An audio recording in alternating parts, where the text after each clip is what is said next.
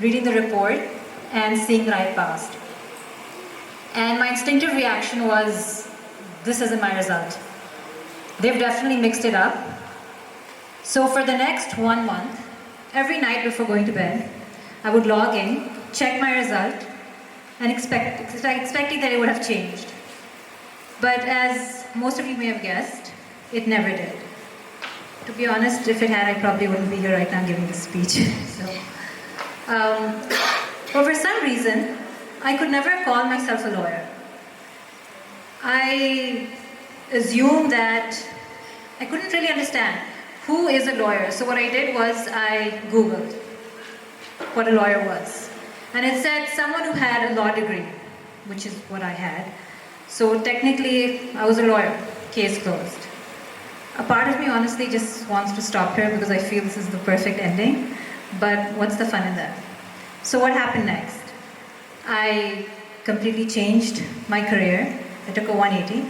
I became a documentary filmmaker without any prior experience in filmmaking. I know, it's a little shocking. I can see my mom is looking in total surprise, but yeah, my parents were not expecting that at all.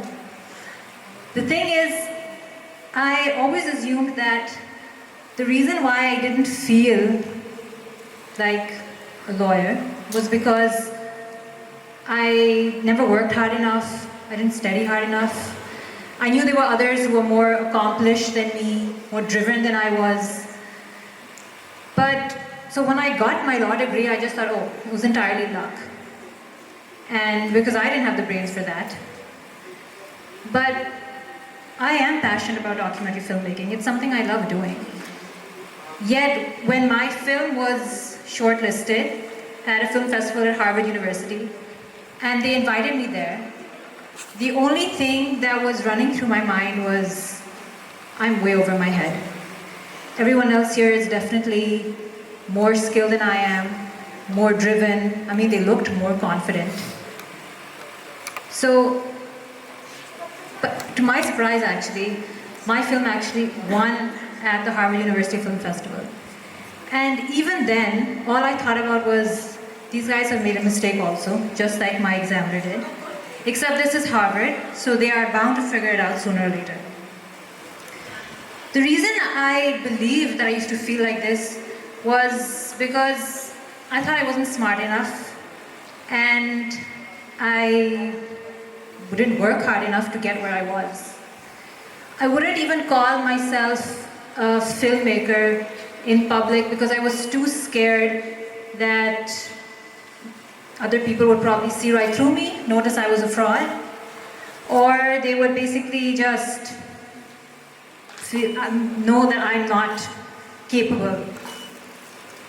I would even be scared of meeting other filmmakers because I believed that they would notice that I was actually some sort of imposter and I didn't deserve to be where I was. So I decided to get rid of these feelings once and for all. I would just keep making films, become so good at it that this feeling that I had that I'm a fraud and I didn't deserve to be here, it would just eventually go away. But to my surprise, it never did. And I started realizing that success wasn't a cure. Over the years, I continuously felt that I was somehow managing to trick everyone around me into believing that I knew what I was doing. It was as if someone was putting me in the driver's seat every time, but no one was noticing that I didn't know how to drive. In 2016, I came across an article by National Public Radio that said, Tom Hanks claims self-doubt is a high-wire act we all walk. In it, Tom Hanks talked about the fact how he still doubts his abilities, and he was waiting that eventually someone would notice that he was a fraud and expose him, and all the work that he did would be taken away from him. To me, this was honestly the craziest thing ever. Someone like Tom Hanks, 70 films, 2 Academy Awards. I mean, if he felt like that, where was I falling? I started looking up people who felt like this. Abigail Disney, Maya Angelou, Albert Einstein, David Bowie, the list honestly went on. So I realized that this feeling that I had, it's something that everyone was experiencing. Because honestly, feeling like having imposter syndrome actually isn't just feeling like a fraud. It's so much more than that. It's that feeling of self-doubt, anxiety, that feeling that you're constantly questioning yourself that I don't even deserve to be here in the first place, and waiting for someone to remove that proverbial facade to expose you for the phony that you think you are. I mean, believe it or not, in the real world, in the corporate world, no one knows what they're doing. Everyone is just faking it till they forget they are. And everyone around you just starts accepting and thinking that they know what they're doing. Psychologist Amy Cuddy said, don't fake it till you make it, fake it till you become it.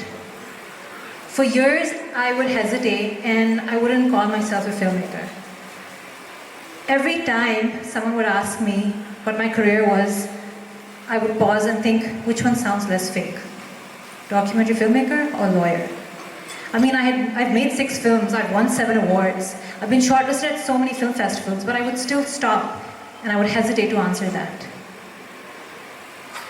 The fact is, there are so many people around us who are experiencing this. They just haven't really put a label on it. And it's not just anxiety and self-doubt. The more I started openly talking about it, I was noticing that people had turned this self-doubt and anxiety into self-sabotage. And that kept them from achieving their personal goals. All because they had that fear of being found out or exposed or disappointing others. I started realizing that so many people around me faced this. They just didn't know how to express themselves or tell people that. So now what? I mean, I've diagnosed you all with the condition in under just 10 minutes. Don't worry, I'm not going to call myself a doctor also. The imposter in me knows that's pushing it way too far. But the answer, honestly, or the solution, to be honest, is quite simple. What is the one thing an imposter doesn't do? Admit that he is one, or that he might be one. So normalize it. Talk about it. Stop hiding behind that constant fear and looking over your shoulder thinking that you're about to be exposed as a fraud. And know that it's okay if you don't know the answers to everything. It's okay if you're not good at everything. Not knowing the answers to every single thing doesn't make you less deserving or less skilled or a fraud. So you must be doing something right which has got you to where you are today. So simply stop focusing on the acknowledgements of others and start focusing on your own. And take inspiration from yourself and the journey that you've taken to get where you are today. Let go of perfectionism and celebrate your successes, regardless of how small or big they are. And most importantly, become your own inspiration. Thank you so much.